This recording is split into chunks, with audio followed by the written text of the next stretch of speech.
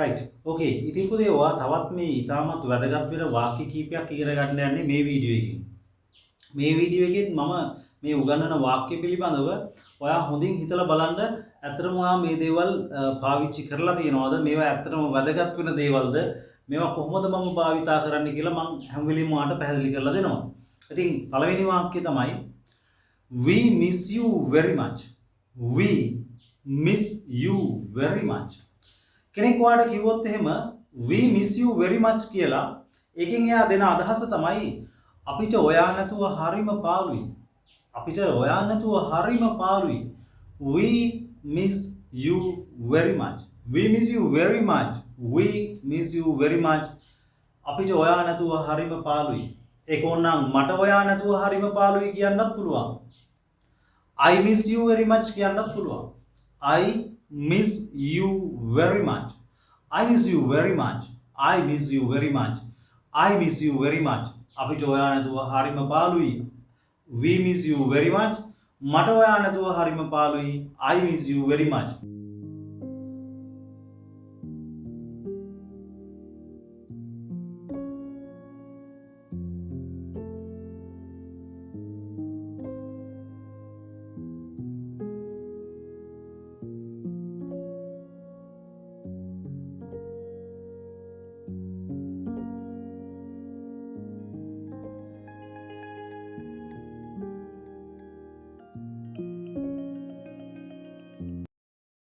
right ඉතින් ඔයා තාමත් මේ Royas English Academy කියන මගේ YouTube channel එක subscribe කරලා නැත්නම් දැන්ම පහළ තියෙන subscribe button එක press කරලා මේ channel එක subscribe කරන්න.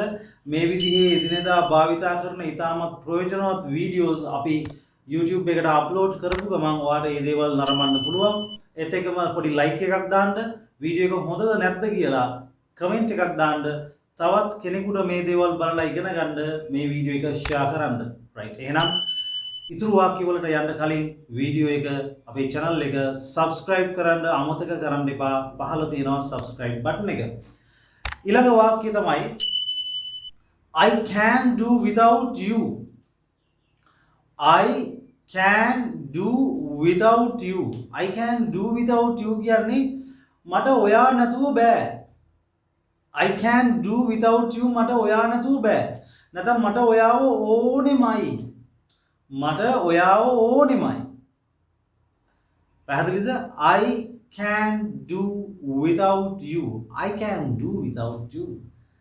I can do without you. I can't do without you. I can do without you.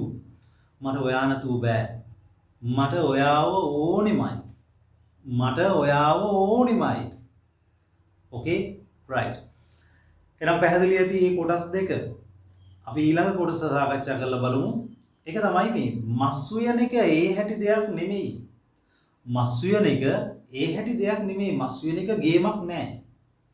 එතකොට ඔයාලට කියන්න පුළුවන් cooking meat is nothing. කොහොමද අදහස කියන්නේ? cooking meat is nothing. cooking meat is nothing. මස් උයන එක ගේමක් නෙමෙයි. cooking meat is nothing. මස් උයන එක ඒ හැටි දෙයක් නෙමෙයි. ඉතින් මේකෙදි මේ වාක්‍යයේ මුල cooking meat මස් ඉවීම is nothing කියලා තියෙනවා. ඒතර වාක්‍යයේ මුල තියෙනවා cooking meat කියලා වචන දෙකක්. දැන් අපිට ওই වචන දෙක අවශ්‍ය නම් වෙනස් කරන්න පුළුවන්. ඉතින් අපිට හැම වෙලේම මස් උයන එක ඒ හැටි දෙයක් නෙමෙයි කියලා විතරක් නෙමෙයි ඉංග්‍රීසි වලින් කියන්න වෙන්නේ. තවත් අදහස් කියන්න වෙන්නේ. ඔයාලට කියන්න උනොත් එහෙම ඉංග්‍රීසි කතා කරන එක ගේමක් නෙමෙයි. ඉංග්‍රීසි කතා කරන එක ඒ හැටි දෙයක් නෑ. හරියට පුහුණු වුණා නම් වචන ටික ඉගෙන ගත්තා නම් ගේමක් නෙමෙයි. එතකොට අපි කිව්වේ මස් උයන එක ඒ හැටි දෙයක් නෙමෙයි. cooking meat is nothing. දැන් එහෙනම් ඉංග්‍රීසි කතා කිරීම කතා කරනකොට අපි කියනවා speak කියලා. ඒකට ing දාපුවම speaking English. speaking English is nothing. speaking English is nothing. ඉංග්‍රීසි කතා කරන එක ඒ හැටි දෙයක් නෙමෙයි. නැත්නම් ඉංග්‍රීසි කතා කරන එක ගේමක් නෙමෙයි. සල්ලි හොයන එක ගේමක් නෙමෙයි. සමහර වෙලම කියනවා සල්ලි හොයන එක nothing. සල්ලි හොයන එක ඒ හැටි දෙයක් නෙමෙයි කියලා කෙනෙක් කියනවා. සමහරව එහෙම කියන කට්ටියක් ඉන්නවනේ. යාළුවට ඇත්තටම මේක ලේසි වෙන්න පුළුවන්. earning money. earning money is nothing. එහෙම නැත්නම් making money කියන්නත් පුළුවන්. making money is nothing කියන්නත් පුළුවන්. earning money is nothing කියන්නත් පුළුවන්. earning money is nothing. එහෙම නැත්නම් making money is nothing. සල්ලි හොයන එක ඒ හැටි දෙයක් නෙමෙයි. එහෙම නැත්නම් සල්ලි හොයන එක ගේමක් නෙමෙයි. පැහැදිලිද? right. දැන් සමහරු කියනවානේ ඔය එක එක තරඟවලට එහෙම සහභාගී වෙන අය කියනවානේ දිනන එක ගේමක් නෙමෙයි. දිනන එක ඒ හැටි දෙයක් නෙමෙයි. මේ ගේම් එක දිනන එක ඒ හැටි දෙයක් නෙමෙයි. winning this game is nothing. winning this game is nothing. මේ තරඟයේ දිනන එක ඒ හැටි දෙයක් නෙමෙයි. නැත්නම් ගේමක් නෙමෙයි. ඒ හැටි දෙයක් නෑ ඒක. ඉතින් මේ වගේ දේවල් ඔයාලට කතා කරද්දි කොච්චර අපූර්වවට භාවිතා කරන්න පුළුවන්ද? දැන් මෙතනම මම කොටස් කීපයක් ඉගෙනුවානේ. ඒ කොටස් කීපේ වුණත් ඔයාලට මතකයි නම් කොච්චර දෙයක් ඔයාලට කරන්න පුළුවන්ද? කොච්චර කතා කරන්න පුළුවන්ද? වැඩි දෙයක් අවශ්‍ය නැහැ. දවසකට මේ විදිහේ වාක්‍ය පහක් ඉගෙන ගන්න ඕනේ. මේ විදිහේ වාක්‍ය පහක් ඉගෙන ගන්න. ඔයා සෑහෙන මාසයක් යද්දී එතකොට ඔයාලට වාක්‍ය 150ක් ඉගෙන ගන්න. දවසකට වාක්‍ය 5 ගන්න ඉගෙන ගන්න. පැහැදිලිද? ඒ නිසා මේක මේ අමාරුයි කියලා බුරෝට අතහැරලා දාන්න එපා. ඉංග්‍රීසි එහෙම අමාරු නෑ. ඉස්කෝලේ යන කාලේ නම් මටත් ඉංග්‍රීසි කියන්නේ හරි පෙන්වන්න බැරි විෂයක්. ඒක විෂයක් විදිහට ඉගෙන ගත්ත නිසා. දැන් ඉංග්‍රීසි භාෂාවක් විදිහට අරගෙන ඉගෙන ගන්න නිසා ඒක ලොකු අවුලක් නැහැ. පැහැදිලිද? එතකොට අලුත් දේවල් ඉගෙන ගන්න තියෙනවා දැන්. අපිටත් කොච්චර දේවල් ඉගෙන ගන්න තියෙනවා. නේද? එතකොට අලුතෙන් ඉංග්‍රීසි ඉගෙන ගන්න පටන් ගන්න කෙනෙකුට කොච්චර දේවල් ඉගෙන ගන්න තියෙනවා. ඒ නිසා කිසිම කෙනෙක් කිසිම භාෂාවකින් පරිපූර්ණ වෙලා නැහැ. ලෝකේ හොඳම ඉංග්‍රීසි මහාචාර්යවරයවත් ඉංග්‍රීසි භාෂාවෙන් පරිපූර්ණ වෙලා නැහැ. එයාට යම් යම් අඩුපාඩු තියෙනවා. අයත් නොදන්න දේවල් තියෙනවා. නොදන්න වචන තියෙනවා වෙන්න පුළුවන්. පැහැදිලිද? එතකොට කාටවත් කිසිම භාෂාවකින් පරිපූර්ණ වෙන්න බෑ. හැමදේම භාෂාවේ හැම වචනයක්ම දැනගෙන එහෙම භාෂාව කතා කරන්න බෑ. ඉතින් try කරන්න මේකේ ඔයා දන්න දේවල් කතා කරන්න. වැරදි හරි එහෙම try කරන්න. ඕකේ. ඊට පස්සේ ඔයාලා කියනවා නේද මෙන්න මේ විදිහ අදහසු. මට ඕම් කොහොම හරි ඇහැ පියා ගන්න බැරි වුණා. ඒ කියන්නේ මට ටිකක්වත් නිදා ගන්න බැරි වුණා කියලානේ කියන්නේ. මට ඕම් කොහොම හරි ඇහැ පියා ගන්න බැරි වුණා. එතකොට ඒක ඉංග්‍රීසි වලින් කියන්න පුළුවන් I couldn't get a wink of sleep anyway. I couldn't get a wink of sleep anyway. ඕම් මට කොහොම හරි ඇහැ පියා ගන්න බැරි වුණා. ඕම් මට ටිකක් හරි නිදා ගන්න බැරි වුණා. I couldn't get a wink of sleep anyway. I couldn't get a wink of sleep anyway. I couldn't get a wink of sleep anyway. I couldn't get a wink of sleep anyway. සමහර වෙලාවට funeral එක මල ගෙදරක ඔයාට ඒ තිබුණ වැඩ කටයුතුත් එක්ක ටිකක්වත් හැමියව ගන්න බැරි වුණා. එහෙම නැත්නම් ඔයාලා ගෙදර මොන හරි උත්සවයකට ලෑස්ති වෙනවා. ඉතින් මේ දේවල් වලට හේට මෙහෙට දුවලා ටිකක්වත් හැපියා ගන්න බැරි වුණා. ඒ වගේ අවස්ථාවක ඔයාලට කියන්න පුළුවන් I couldn't get a wink of sleep anyway. I couldn't get a wink of sleep anyway. I couldn't get a wink of sleep anyway. මට ඕම් කොහොම හරි හැපියා ගන්න බැරි වුණා. I couldn't get a wink of sleep anyway. I couldn't get a wink of sleep anyway. මට කොහොම හරි ඔන්න හැපියා ගන්න බැරි වුණා. ටිකක්වත් නිදා ගන්න බැරි වුණා. චුට්ටක්වත් හැපියව ගන්න බැරි වුණා. I couldn't get a wink of sleep anyway. Right.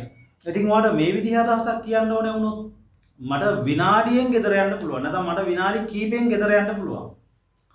I can get home in minutes. I can get home in minutes. මට විනාඩියෙන් නැත්නම් විනාඩි කීපෙන් මට ගෙදර යන්න පුළුවන්. එහෙමනේ අපි සාමාන්‍යයෙන් කියන්නේ මට විනාඩි කීපෙන් ගෙදර යන්න පුළුවන්. I can get home in minutes. I can get home. මෙතන මේ යනවට get කියන වචනේ තමයි භාවිතා කරලා තියෙන්නේ. go කියන වචනේ නැති වුණාට ප්‍රශ්නයක් නැහැ. මොකද ওই get කියන වචනේට තේරුම් ගොඩක් තියෙනවා. දැන් මෙතනදී I can get home මට ගෙදර යන්න පුළුවන් කියලා කියන්නේ. I can get home in minutes. ඊටම කෙටි කාලයක් ඇතුළත මට ගෙදර යන්න පුළුවන්. I can get home in minutes.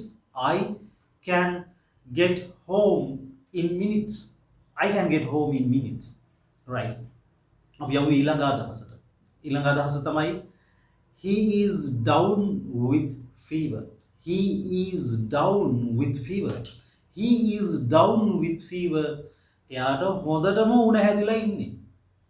මට හොඳටම උණ හැදිලා ඉන්නේ නම් I am down with fever. I am down with fever. I am down with fever. I'm down with fever. He is down with fever. එයාලට හොඳටම උණ හැදිලා ඉන්නේ. එයාලට හොඳටම උණ හැදිලා ඉන්නේ. They are down with fever. They are down with fever. අපිට හොඳටම උණ හැදිලා ඉන්නේ. ගෙදර ඔක්කොටම උණ. We are down with fever. We are down with fever. We are down with fever. මට හොඳටම උණ හැදිලා ඉන්නේ නම් I'm down with fever. ඔහුට හොඳටම උණ හැදිලා ඉන්නේ he is down with fever. අපිට හොඳටම උණ හැදිලා ඉන්නේ we are down with fever. right ඉතින් මේ දේවලුත් නිතර කතා කරනවනේ. ඉතින් ඒ දේවල් මම එකින් එක පැහැදිලි කරලා දුන්නා මොනවද භාවිතා කරන අවස්ථාවන් ඒකට තව සමාන උදාහරණ හදන හැටි ඔය හැමදේම මම නිවැරදිව එකින් එක ඔයාලට විස්තර කරලා දුන්නා. right අපි තවත් මේ වීඩියෝ මේ වගේම ප්‍රයෝජනවත් වීඩියෝ එකක් එක්ක හම්බෙමු. channel එක subscribe කරන්න අමතක කරන්න එපා.